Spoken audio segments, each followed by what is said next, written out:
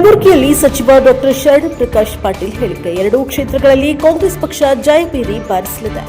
ನಮ್ಮ ಅಭ್ಯರ್ಥಿಗಳು ಗೆಲ್ಲುವುದರಲ್ಲಿ ಯಾವುದೇ ಅನುಮಾನ ಇಲ್ಲ. ಜನರ ಅಭಿಮತವಿದೆ. ದಾವಣಗೆರೆಯಲ್ಲಿ ಅಲ್ಪಸಂಖ್ಯಾತರು ಟಿಕೆಟ್ ಕೇಳಿದ್ರು. ಸಾದಿಕ್ ಪೈಲ್ವಾನ್ ಕಣದಿಂದ ಹಿಂದೆ ಸರಿದು ಸಮರ್ಥ್ಗೆ ಬೆಂಬಲ ನೀಡಲು ನಿರ್ಧರಿಸಿದ್ದಾರೆ. ದಾವಣಗೆರೆಯಲ್ಲಿ ಅಲ್ಪಸಂಖ್ಯಾತರು ನಮಗೆ ಸಪೋರ್ಟ್ ಮಾಡ್ತಾ ಬಂದಿದ್ದಾರೆ. ಈ ಬಾರಿಗೂ ಮಾಡ್ತಾರೆ. ಜನರು ಹೈಕಮಾಂಡ್ ತೀರ್ಮಾನಕ್ಕೆ ಬದ್ಧ ಅಂತ ಸಿದ್ದರಾಮಯ್ಯ, ಸಿಎಂ ಡಿಕೆ ಶಿವಕುಮಾರ್ ಸ್ಪಷ್ಟವಾಗಿ ಹೇಳಿದ್ದಾರೆ. ಪಕ್ಷದಲ್ಲಿ ಯಾವುದೇ ಗೊಂದಲವಿಲ್ಲ. ಮಾಧ್ಯಮದವರು ಗೊಂದಲ ಸೃಷ್ಟಿ ಮಾಡ್ತಾ ಇದ್ದಾರೆ.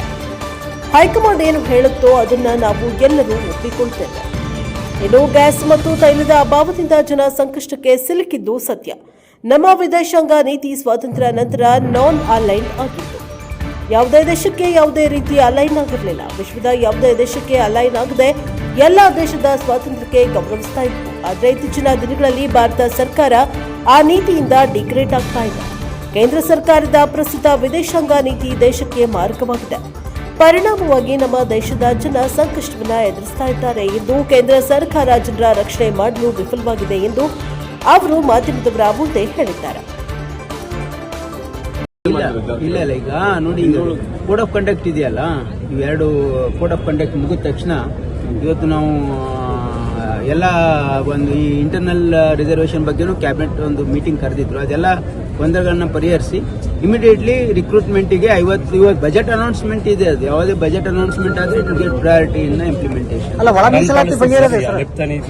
ಏನು ವ್ಯತ್ಯಾಸ ಅನಿಸ್ತಾ ಇಲ್ಲ. ಇರಾನ್ ಅವರು ನಮ್ಮ ಮಿತ್ರ ರಾಷ್ಟ್ರ ಅಂತಿದ್ದಾರೆ. ಇಸ್ರೇಲ್ ನ ಪಾರ್ಲಿಮೆಂಟ್ ಅಲ್ಲಿ ಇವರು ಮಾತಾಡ್ತಾರೆ. ಬಾಯಿಂದ ಹೇಳೋದು ಬೇರೆ. ನೋಡಿ, ಎಲ್ಲ ದೇಶಗಳು ಹೇಳ್ತಾರೆ ಪಾಪ. ಆದರೆ ನಾವು ಯಾವ ರೀತಿ ನಮ್ಮ ವರ್ತನೆ ಇದೆ, ನಾವು ಇಸ್ರೇಲ್ ಹೋಗ್ತಕ್ಕಂಥದ್ದು ಏನು ಅವಶ್ಯಕತೆ ಇತ್ತು, ಇವೆಲ್ಲ this is not right. I don't know who is advising the honourable prime minister. This is not good for our country. ಇಂಥ ಸಂದರ್ಭದಲ್ಲಿ ವಿ ಶುಡ್ ನಾಟ್. ಈ ಎರಡೂ ಸೀಟಲ್ಲಿ ನಾವು ಖಂಡಿತವಾಗಿ ಗೆಲ್ತೀವಿ. ಯಾಕಂದರೆ ಇದು ನಮ್ಮ ಸೀಟ್ಗಳಿವೆ. ಮತ್ತು ದಾವಣಗೆರೆ ಆಗಲಿ ಬಾಗಲಕೋಟೆ ಆಗಲಿ ಖಂಡಿತವಾಗಿ ನಾವು ಈ ಸೀಟನ್ನು ಗೆಲ್ತೀವಿ. ಅದರಲ್ಲಿ ಯಾವುದೇ ಒಂದು ಅನುಮಾನನೂ ಕೂಡ ಇಲ್ಲ. ಭಾಳ ಸ್ಪಷ್ಟವಾಗಿ ಜನರ ಅಭಿಮತ ಇದೆ ಅಂತಕ್ಕಂಥದ್ದು ನನಗೆ ಇರ್ತಕ್ಕಂಥ ಮಾಹಿತಿ. ಜಾಸ್ತಿ ಜನ ಆದರೆ ನಮಗೆ ಟಿಕೆಟ್ ಅನ್ನು ಕೊಟ್ಟಿಲ್ಲ, ಅಸಮಾಧಾನ ಕೂಡ ನೋಡಿ. ಅಂತ ಏನು ಬಾಗಲಕೋಟೆಯಲ್ಲಿ ಏನು ದಾವಣಗೆರೆಯಲ್ಲಿ ಅಲ್ಪಸಂಖ್ಯಾತ ಸಮುದಾಯದ ಮುಖಂಡರು ಕೇಳಿದ್ರು. ಬಟ್ ಈಗ ಪಕ್ಷ ಒಂದು ನಿರ್ಣಯ ಮಾಡಿದೆ. ಯೂಶಲಿ ನಮ್ಮಲ್ಲಿ ಪದ್ಧತಿ ಏನಿದೆ ಅಂದರೆ, ಯಾರ ಮನೆಯಲ್ಲಿ ಏನಾದರೂ ಅವರು ಸಾವಾದರೆ ಅವರು ಮನೆಯವರಿಗೆ ಟಿಕೆಟ್ ಕೊಡ್ತಕ್ಕಂಥದ್ದು ಇದು ಭಾಳ ವರ್ಷಗಳಿಂದ ಒಂದು ನಡ್ಕೊಂಡು ಬಂದಿರತಕ್ಕಂಥ ಒಂದು ಪ್ರಥಾ ಆಗಿದೆ ಕಾಂಗ್ರೆಸ್ ಪಕ್ಷದಲ್ಲಿ. ಹಾಗಾಗಿ ಆ ಮೃತರ ಮನೆತನಕ್ಕೆ ಗೌರವ ಕೊಡಬೇಕು ಅಂತಕ್ಕಂಥ ಒಂದು ಭಾವನೆಯಿಂದ ಈ ಟಿಕೆಟನ್ನು ಕೊಟ್ಟಿದ್ದಾರೆ. ಬೇರೆ ಎಲ್ಲರನ್ನ ಮನವೊಲಿಸಲಾಗಿದೆ. ನೀವೆಲ್ಲ ನೋಡಿದ್ದೀರಿ. ಪೈಲ್ವಾನ್ ಅವರು ಕೂಡ ಈಗ ಕಂಟೆಸ್ಟಿಂದ ರಿಟೈರ್ ಆಗಿದ್ದಾರೆ. ಕಾಂಗ್ರೆಸ್ ಪಕ್ಷದ ಅಭ್ಯರ್ಥಿಗೆ ಸಪೋರ್ಟ್ ಮಾಡ್ತಾ ಇದ್ದಾರೆ. ರಿಟೈರ್ ಆಗಿದ್ದಾರೆ ಸರ್. ಆ ಸಮುದಾಯ ಅಸಮಾಧಾನ ಇರೋದು ಹಾಗೇನಿಲ್ಲ.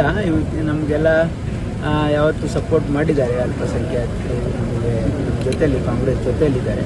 ಇಲ್ಲೂ ಕೂಡ ದಾವಣಗೆರೆಯಲ್ಲೂ ಕೂಡ ಸಪೋರ್ಟ್ ಮಾಡ್ತಾರೆ ಅಂತ ಗೊಂದಲ ಇದ್ರ ಮೇಲೆ ಏನಾದರೂ ಉಪಚುನಾವಣೆ ಪರಿಣಾಮ ಬೀರ್ಬೋದು? ಯಾವ ಗೊಂದಲನೇ ಇಲ್ಲ. ಅದು ಎಲ್ಲ ಗೊಂದಲ ಎಲ್ಲ ಮಾಧ್ಯಮ ಸೃಷ್ಟಿ ಅಲ್ಲ ಸರ್. ಅವರು ಹೈಕಮಾಂಡ್ ಹೇಳಿದ್ರೆ ಇನ್ನೂ 2 ಬಜೆಟ್ ಅನ್ನು ಮಂಡಿಸ್ತೀನಿ ಸಿದ್ದರಾಮಯ್ಯ ಅವರು ಹೇಳಿದ್ದಾರೆ. ಬಹಳ ಸ್ಪಷ್ಟವಾಗಿ ಸಿದ್ದರಾಮಯ್ಯ ಅವರು ಹೇಳಿದ್ದಾರೆ. ಅವರು ಇದನ್ನ ತೀರ್ಮಾನ ಹೈಕಮಾಂಡ್ ಮಾಡ್ತದೆ ಅಂತ ಬಹಳ ಸ್ಪಷ್ಟವಾಗಿ ಹೇಳಿದ್ದಾರೆ. ಅದು ಇಬ್ರು ನಾಯಕರು ಹೇಳಿದ್ದಾರೆ. ಅದಕ್ಕೆ ಪಕ್ಷದಲ್ಲಿ ಏನೋ ಗೊಂದಲ ಇಲ್ಲ, ಸರ್ಕಾರದಲ್ಲಿ ಯಾವುದೂ ಗೊಂದಲ ಇಲ್ಲ. ಗೊಂದಲ ಇರ್ತಕ್ಕಂಥದ್ದು ಮಾಧ್ಯಮದಲ್ಲಿ ಸೃಷ್ಟಿ.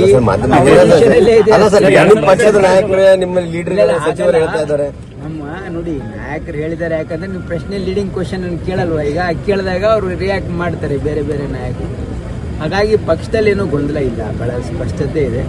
ಹಾಗಾಗಿ ಹೈಕಮಾಂಡ್ ಏನು ತೀರ್ಮಾನ ಮಾಡ್ತದೆ ಎಲ್ಲರೂ ಒಪ್ಕೊಳ್ತೀವಿ ಅಂತ ಮಾತು ಮಾನ್ಯ ಮುಖ್ಯಮಂತ್ರಿಗಳು ಕೂಡ ಹೇಳಿದ್ದಾರೆ. ಉಪಮುಖ್ಯಮಂತ್ರಿ ಅದು ಖಂಡಿತವಾಗಿಯೂ ಕೂಡ ನಮ್ಮ ಜನರಿಗೆ ಕಷ್ಟಕ್ಕೆ ಸಿಲುಕ್ತಕ್ಕಂಥ ಕೆಲಸ ಆಗಿದೆ. ಇದು ಬಹುಶಃ ನಮ್ಮ ವಿದೇಶಾಂಗ ನೀತಿ ಏನಿದೆಯಲ್ಲ, ಸ್ವಾತಂತ್ರ್ಯದ ನಂತರ ನಮ್ಮ ಒಂದು ಅಂತಾರಾಷ್ಟ್ರೀಯ ನಮ್ಮ ಸ್ಟ್ಯಾಂಡ್ ಯಾವತ್ತೂ ಕೂಡ ನಾನ್ ಅಲೈನ್ಡ್ ಆಗಿತ್ತು. ಯಾವುದೇ ದೇಶಕ್ಕೆ ನಾವು ಯಾವುದೇ ರೀತಿಯಿಂದ ನಾವು ಅಲೈನ್ ಆಗೋದಿಲ್ಲ. ನಾವು ಸ್ವತಂತ್ರವಾಗಿ ಎಲ್ಲ ದೇಶದ ಸ್ವಾತಂತ್ರ್ಯವನ್ನು ಗೌರವಿಸ್ತಕ್ಕಂಥದ್ದು ಇದು ನಮ್ಮ ಪರಂಪರೆಯೂ ಕೂಡ ಇದೆ. ಇದು ನಮ್ಮ ದೇಶದ ನೀತಿಯೂ ಕೂಡ ಆಗಿತ್ತು.